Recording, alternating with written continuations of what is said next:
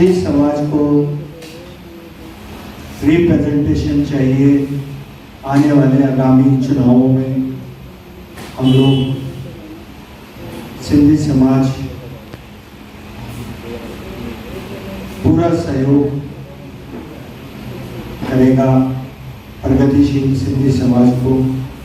दिल्ली में जितने भी पंचायत 86 हमारी पंचायत है और 56 के करीब संस्थाएं हैं जो हमारे साथ जुड़ी हुई हैं ऑन रेगुलर बेसिस। अभी भी हम एक प्रोग्राम करा रहे हैं लक्ष्मीबाई नगर आईएनए में, डांडिया का, छेज का और दिवाली मेला। प्रेस वार्ता को शुरू करते हैं। किसी का कोई क्वेश्चन हो। सिंधी समाज आज सिंधु समाज के प्रांगण में इसलिए इकट्ठा हुआ है कि आने वाले चुनावों में अपनी भागीदारी रख सके और हम सारी पार्टियों से रिक्वेस्ट करेंगे कि हमें कंसिडर करें। सिंधी सबको पता है बड़ा मेहनती है और समाज में अच्छा नाम रखता है, अपने बल पे आगे आया है और आज तक हमने कभी भी कुछ मांगा नहीं है। बट अब सिंधी समाज विधानसभा, एमसीडी या एमपी में अपनी भागीदारी रखना चाहता है। इसके लिए आज हम सब लोग इकट्ठा हुए हैं। आपका कोई भी क्वेश्चन हो तो आप। दिल्ली में हम विधानसभा की बात करें तो 10 विधानसभाएं ऐसी हैं जिसमें हम हार जीत का प्रभाव डाल सकते हैं। सर कौन कौन सी, अगर आप क्षेत्र थोड़ा सा अगर आप जिसमें से मुख्य शालीमार बाग है, अशोक विहार है, केशवपुरम है, लाजपत नगर है और जनकपुरी है, राजेंद्र नगर है, मालवीय नगर है और रोहिणी है, प्रीतमपुरा है, कालका जी है।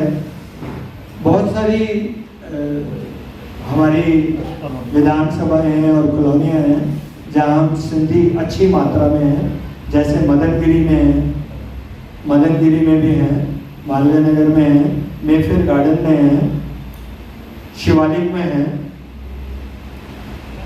सर्वोदय। जानना चाहिए किस विषय को लेकर कि क्या आपकी मांग है?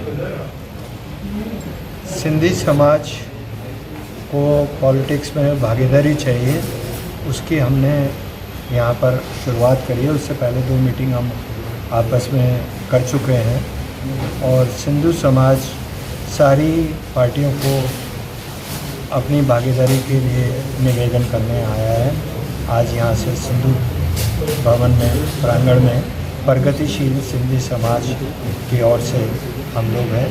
विनोद जी, गोपाल जी, ओम प्रकाश कुकरेजा जी, नरेंद्र मसल जी और गौतम थवानी जी और मैं विजय सरानी प्रगतिशील का प्रधान निवेदन करने आए हैं कि हमें पॉलिटिक्स में इस बारी के आने वाले आगामी चुनावों में हमारा प्रतिनिधित्व हो।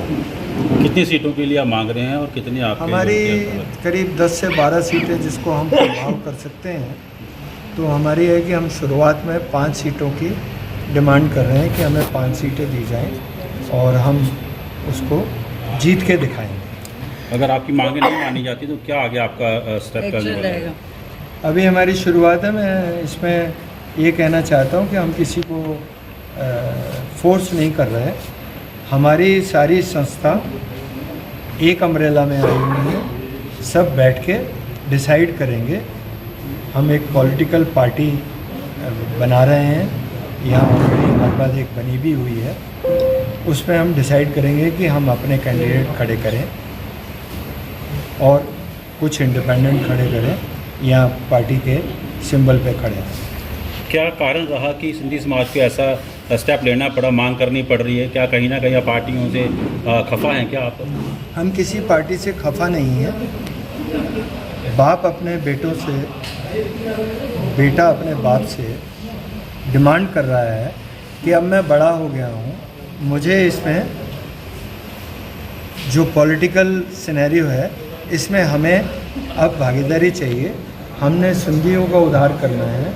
दिल्ली में कई चीज़ें कमी हैं, हमारे पास सिंधु भवन नहीं है, हमें घाट नहीं मिला। अभी हमारे एक साथी ने कहा कि बिहारियों को छठ पूजा करने के लिए घाट मिलता है। हमारा इतना बड़ा उत्सव होता है चलिए का, और हम रोज़ बहराना परवान करने जाते हैं, हमारे को कई बारी करने के बाद भी घाट नहीं मिला। तो ऐसी कुछ मूलभूत समस्याएं हैं जिनको हम रखना चाहते हैं। सिंधी कल्चर है, उसमें सिंधी सभ्यता के लिए है। अभी हम 75 साल अपने आप को खड़े करने में हमने गवा दिया। अब अपनी सभ्यता और सिंधियत को जिंदा रखना है, इसलिए हम इस बारी पॉलिटिकल भागीदारी मांग रहे हैं। किसी पार्टियों से आपका संपर्क हुआ है या आपने पत्र लिखा है क्या? अभी पार्टियों से कई पत्र लिखे भी हैं और कई पार्टियों से हम मिलने जाएंगे।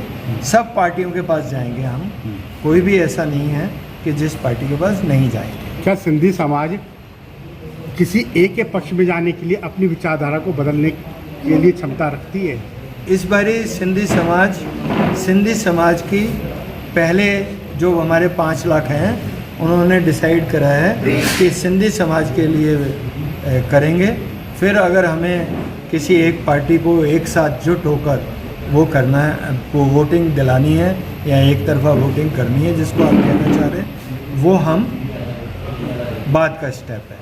यहाँ सिंधी समाज एकजुट होके इंडिपेंडेंट लड़ेगा या सिंधी समाज की पार्टी से लड़ेगा। वेलकम करता हूँ और मैं प्रगतिशील सिंधी समाज से शुरू से जुड़ा हुआ हूँ और प्रगतिशील सिंधी समाज का दिल्ली में काफ़ी अच्छा प्रेजेंस है और हम काफ़ी अच्छे प्रोग्राम्स कर रहे हैं। पीछे हमने काफ़ी प्रोग्राम्स किए हैं। हमारा मेन पर्पज़ है सिंधी भाषा को बढ़ाना और सिंधी कल्चर को बढ़ाना, और इसीलिए हम पॉलिटिक्स में आना चाहते हैं, पॉलिटिक्स में अपना रिप्रेजेंटेशन चाहते हैं, ताकि हम अपनी सिंधी भाषा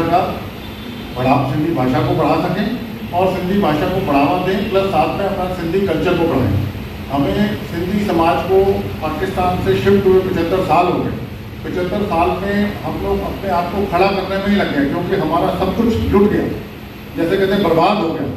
पाकिस्तान सिंध में जब हम लोग रहते थे तो हमारी ज़मीनें जायदाद मकान सब कुछ थे। हमारे दादा परदादा ने जब शिफ्ट किया वहाँ से तो सब कुछ छोड़ के आना पड़ा। तो यहाँ आके रोजी रोटी में ही लग गए, हम अपनी भाषा, हम अपने कल्चर को भूल गए या नहीं उसको बढ़ावा दे सके।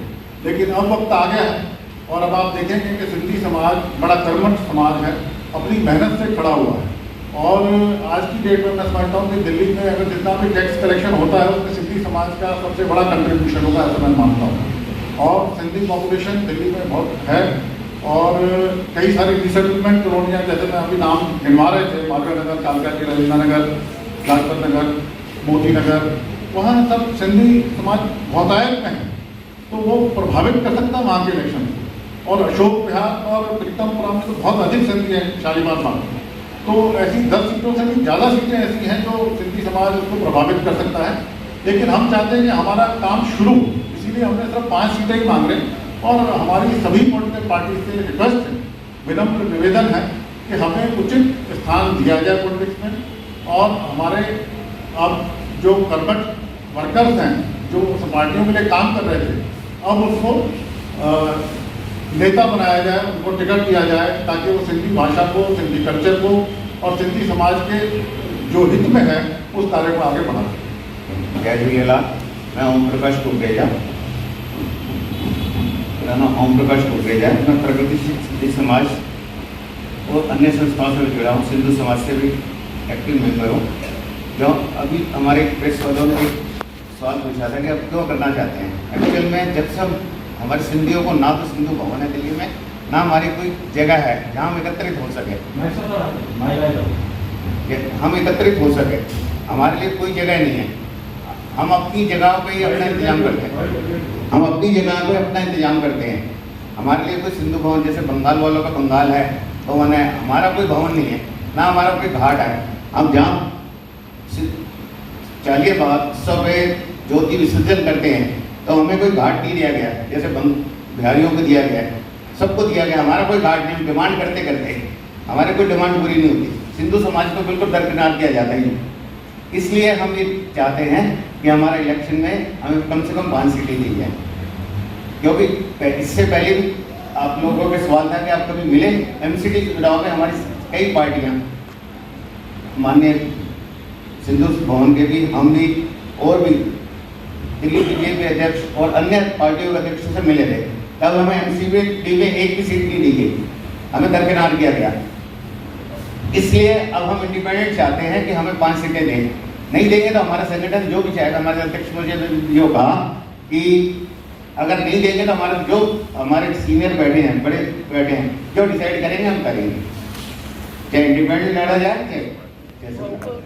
हमने एक मांग रखी है राजनीतिक पार्टियों के लिए कि सिंधु समाज ने सब कुछ पाया अपने जीवन में, हर वो चीज़ हमने अर्जित की है जो हम चाहते हैं। सिर्फ एक राजनीतिक भागीदारी हमने नहीं पाई, क्योंकि हमने अभी तक कोशिश नहीं की। अभी हम लोग समझो आपकी समाज जागा है एक राजनीतिक भागीदारी के लिए, और हम चाहेंगे कि हमें राजनीतिक भागीदारी मिले, जिससे हम अभी तक तुम जो सेवा करते आए हैं, लेकिन इससे हम और बेहतर तरीके से करें। हमारी यही मांग है। धन्यवाद।